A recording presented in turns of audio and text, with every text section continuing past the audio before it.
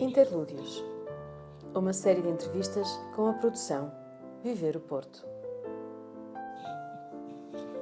Interlúdio, lapso de tempo que interrompe alguma coisa. Intervalo, interregno. Enquanto a pandemia, provocada pela Covid-19, nos obriga a ficar em casa, vemo-nos obrigados a fazer uma pausa.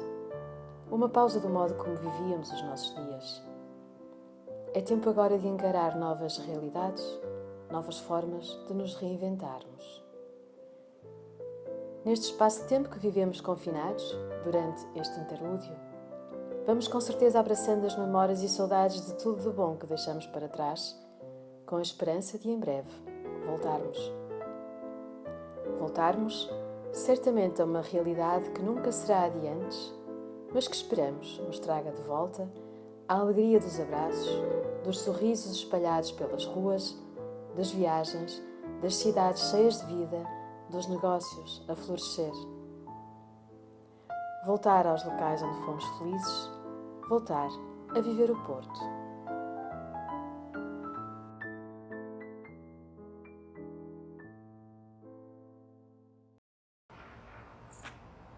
Olá, eu sou a Paula Calheiros, autora do blog Viver o Porto.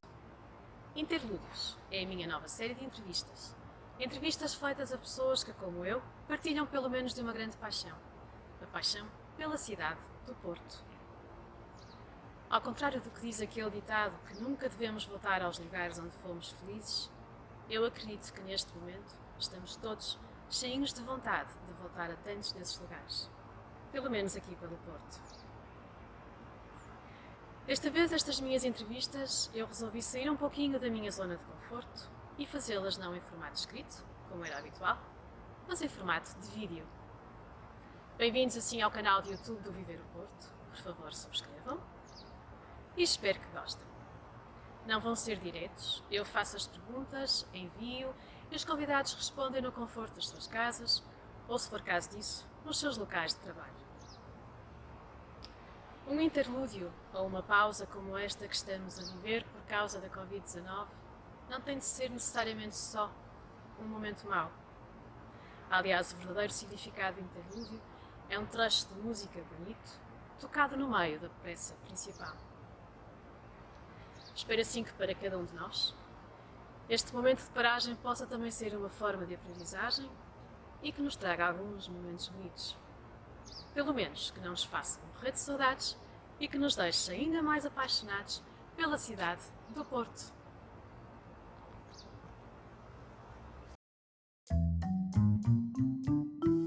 A minha primeira convidada desta série Interlúdios é a Rita Branco.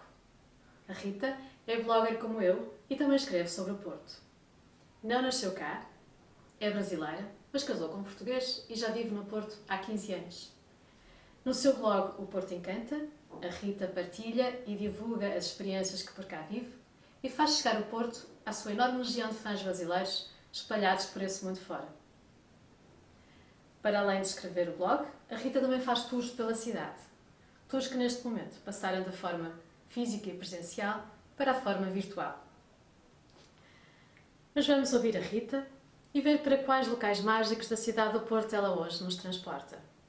Olá, Rita!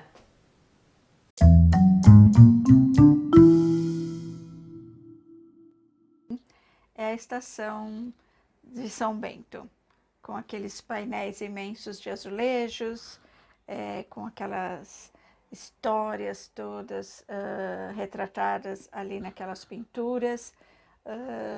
Pode estar maior chuva lá fora, pode estar frio, mas ali naquele átrio da estação nós estamos protegidos e vendo aquela beleza daqueles mais de 20.000 painéis de azulejos pintados.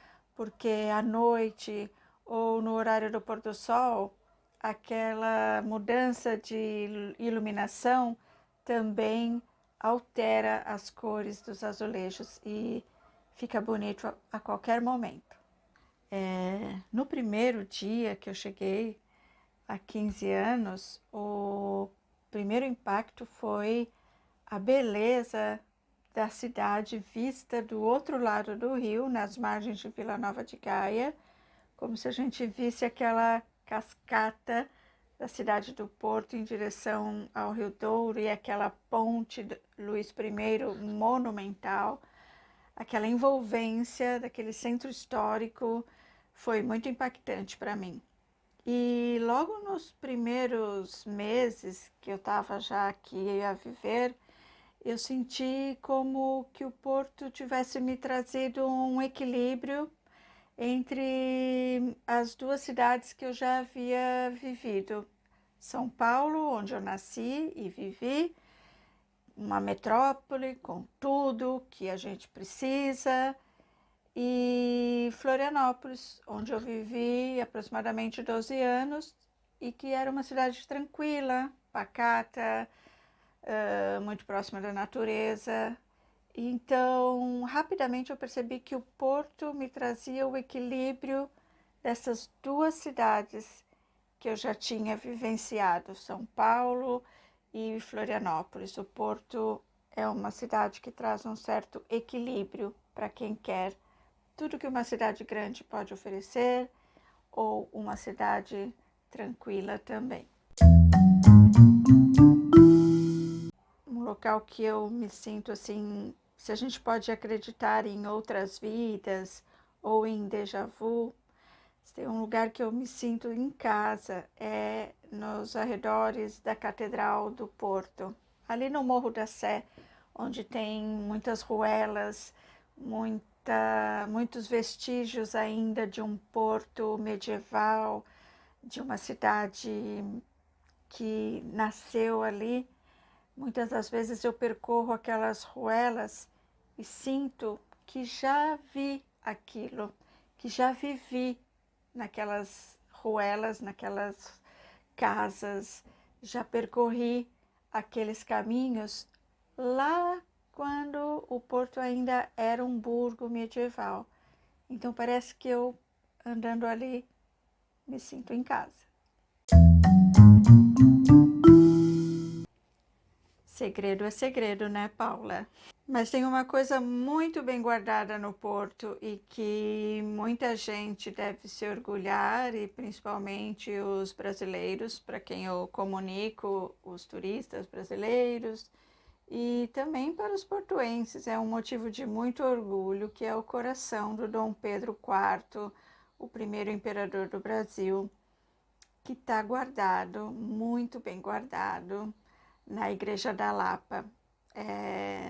Não é um segredo, mas é uma coisa que deveria fazer mais parte assim de um roteiro turístico, vamos supor, porque é muito importante para mim. Acho que é uma das relíquias mais importantes que Portugal tem guardado, o coração de Dom Pedro. Pela primeira vez, o que as pessoas não podem deixar de ir é na Ribeira, ficar ali desfrutando bons momentos à beira do rio. Eu acho que todo mundo deve fazer uma visita a uma cave de vinho do Porto, porque o vinho do Porto tem o nome da cidade, tem uma história fantástica, e visitar uma cave do vinho do Porto deve ser primordial para quem vem a primeira vez ao Porto. E também, como eu falei, ver os azulejos da Estação São Bento. Se tiver tempo, entrar na Livraria Lelo, uma das mais bonitas da cidade do Porto. Se conseguir subir 240 degraus da Torre dos Clérigos, vai ter uma vista 360 graus da cidade. Visitar o Mercado do Bolhão para ter contato com as pessoas do Porto e ir até a Foz do Douro, fazer um passeio e ver o Rio Douro se encontrar com as águas do Oceano Atlântico. Essas são coisas que não se pode perder numa primeira visita no Porto. A melhor iguaria é a francesinha, né? É um prato típico do Porto e também é uma das coisas que eu acho que quem visita o Porto deve comer. Dizem que quem vem ao Porto e não come uma francesinha é como a Roma e não ver o Papa. E para mim, existem 2 lugares ótimos para comer uma boa francesinha. O primeiro é bem tradicional, que é o Buffet Fase, que é na Rua de Santa Catarina e que já existe há anos. E o outro é um lugar contemporâneo, moderno, muito bonito e já mais central, que é a Cervejaria Brasão. Qualquer uma delas, ou na Paço Manuel, ou na Avenida dos Aliados, próximo dos Aliados, as pessoas vão estar comendo uma boa francesinha do Porto. Então, aqui na Maia, nos arredores do Porto, onde eu moro, existem muitas coisas interessantes para conhecer, mas aqui na minha vizinhança, no quarteirão aqui, praticamente, eu recomendo visitar o Mosteiro de Águas Santas, que é um monumento de arquitetura românica e que está ainda num estado de conservação fantástico, uma construção muito antiga, onde a gente pode estar bem de perto de uma construção românica e todas as suas características arquitetônicas. É uma igreja, um monumento que eu super recomendo visitar, quem gosta de arquitetura e principalmente de arquitetura românica. Primeiro tenho aprendido a valorizar o que nós temos ao nosso redor. Como a questão anterior, eu moro nos arredores do Porto e sempre dava muito valor ao Porto. E com a impossibilidade de circularmos por muito mais longe, passei a olhar para o meu concelho, para a minha cidade, com outros olhos e fazer turismo muito próximo da minha casa, na vizinhança. E a gente aprende a olhar com outros olhos o que está ao nosso redor. Aprendi que muita coisa tem que mudar nas viagens e que talvez o turismo de massa precisava mesmo ser repensado. E aprendi que a humanidade tem que olhar mais para o outro, ser mais solidária. Há muitas coisas importantes que a gente foi deixando de lado com a nossa louca vida antes de tudo isso. E o confinamento está a nos ensinar, pelo menos a mim, a ser mais devagar. Eu não vou fazer grandes coisas diferentes do que eu estou fazendo no confinamento, porque a gente aprendeu que, dependendo da maneira como a gente desconfina, as coisas pioram. Então, eu vou, aos poucos, retornando uma rotina que eu considere que não esteja causando perigo nem a mim e nem às outras pessoas, porque eu não quero colaborar para que o vírus continue a circular. Depois, quando a gente sentir que a pandemia realmente está controlada, aí sim, aí eu vou abraçar muitas pessoas, vou encontrar com muitos amigos, com familiares e vou voltar a circular pelo Porto com a mesma vontade e energia que eu tinha antes e matar saudades das ruelinhas que eu me sinto em casa.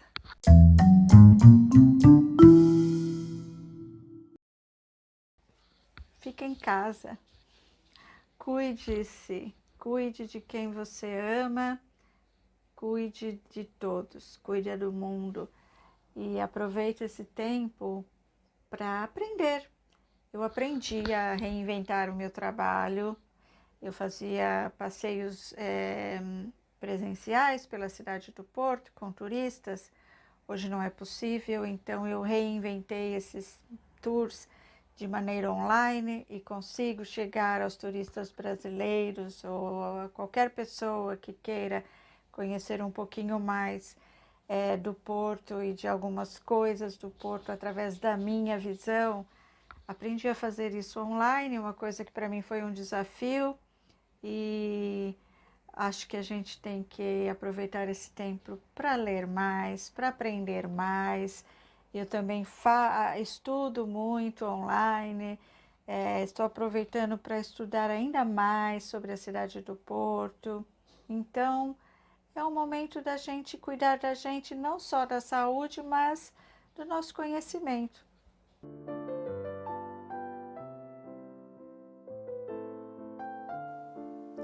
Interlúdios. Enquanto falamos sobre a cidade, intensificamos a vontade de a voltar a bem viver. Não perca a próxima entrevista destes interlúdios.